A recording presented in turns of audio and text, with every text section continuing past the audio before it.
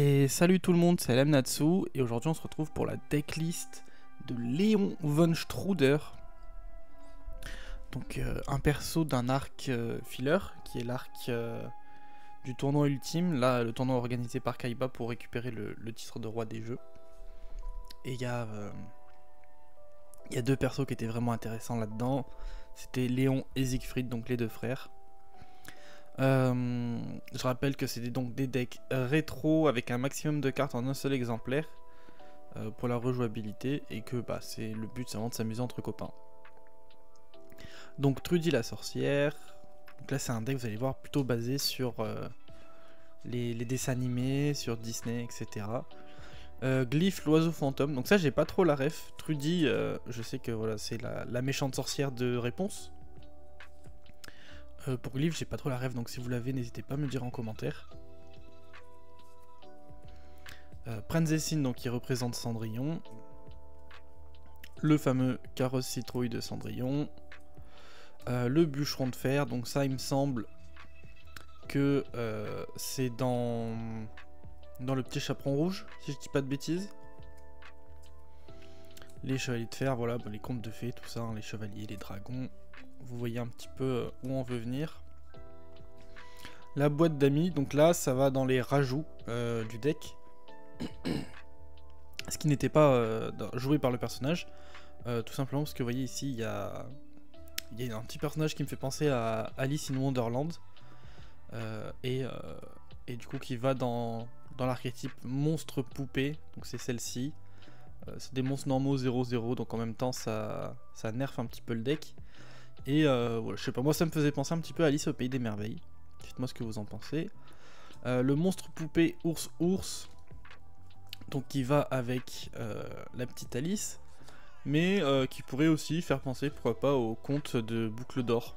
Voilà, avec cette petite blonde et des ours. Donc ensuite j'ai mis un petit peu de l'archétype animal féerique parce que pareil c'est basé sur les contes et sur les dessins animés. Donc Belle qui représente bien évidemment la Belle et la Bête.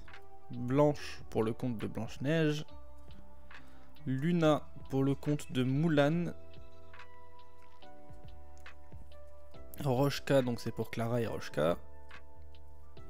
Rion pour Cendrillon. Donc l'éléphant volant pour Dumbo tout simplement. Et ça il me semble que c'est une carte qui a été jouée par le personnage. La sorcière de la forêt noire, donc dans l'idée c'est un petit peu pour Blanche-Neige, mais c'est surtout parce que c'est une carte puissante dans ce format là, et c'est une sorcière, donc ça va un petit peu dans les contes. Pareil pour la magicienne de la foi. Chevalier sirène, tout simplement c'est une sirène avec des cheveux rouges, donc ça me faisait penser à Ariel.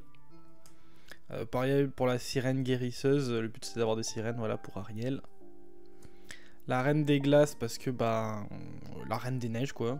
Là tout ça c'est des rajouts hein, pour essayer de combler un petit peu le deck. Et deux petits jetons pour une magie qu'on va voir un peu plus tard. Ensuite, pour les magies pièges. Pour les magies pièges, donc bien évidemment un pot de cupidité comme dans tous les decks, un monster reborn pour invoquer nos monstres, un trou noir et un violent orage. Donc tout ça c'est pour la rejouabilité et avoir des matchs intéressants. Ensuite les petites cartes donc, qui ont été jouées par le personnage. Pleine lune d'or qui va nous apporter de la pioche, eau de la vie, les fameux agneaux égarés du coup pour les petits jetons. Une terraformation pour acheter un terrain, vous voyez que tout le but du deck est de jouer avec donc ce fameux terrain. Château doré de Stromberg qui est pour la fun fact la seule carte bannie du jeu dans l'animé. Voilà, on nous dit clairement que la carte est interdite à être jouée. Verrouillage de deck, donc ça c'est une carte qui est plutôt intéressante en compétitif, mais qui a été jouée par le personnage dans l'animé. Voilà, donc c'est une carte rétro, c'est assez rigolo. Conte animal féerique, donc ça c'est pour aller avec les animaux féeriques, Rochka, Belle et tout ça. La petite maison en pain d'épices, qui me semble ça a été joué par le personnage. La cage de fer, donc ça c'est pour aller avec le bûcheron et le chevalier. Les pantoufles de Cendrillon. La hache de fer, donc là voilà, ça c'est un petit rajout, je me disais pourquoi pas Petit équipement qui pourrait aller avec le bûcheron de fer. Un métaverse pour aller chercher toujours plus d'accès à notre terrain. Le livre de loi de Salomon. Donc ça en fait tout simplement ça fait sauter notre stand-by phase, donc ça a l'air pas très intéressant comme ça. Mais c'est intéressant dans le deck puisque le château nous fait bannir 10 cartes de notre deck à chaque stand-by. Donc si on n'a pas de stand-by, on bannit pas de cartes. Une trappe et un Waboku parce que c'est un petit peu des staples. Et appel de lettre hantée pour faire la même chose que Monster Reborn. Voilà, c'est un deck qui était pas forcément évident à construire. Parce que le personnage n'a pas fait beaucoup de duels. Et qu'il n'existe pas non plus énormément de cartes de l'archétype. Donc dites-moi ce que vous en pensez en commentaire.